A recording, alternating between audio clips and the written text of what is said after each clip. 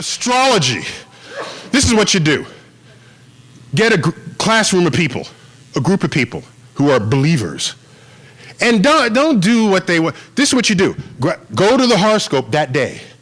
Pluck one at random, read it to that audience and say, whose horoscope did I just read? 2/3 of the hands will go up, okay? Which we know is not how that's supposed to work. It should really be 1/12 if it had any sense at all. That's the simplest test that I know to demonstrate to someone that it's just bunk, other than the rational arguments that you might spend time offering, like where the sun was when you were born doesn't match where it was 2,000 years ago when this got laid out. And the fact that there are 14 constellations in the Zodiac, not 12. One of them is Ophiuchus. Any Ophiuchans here? Okay?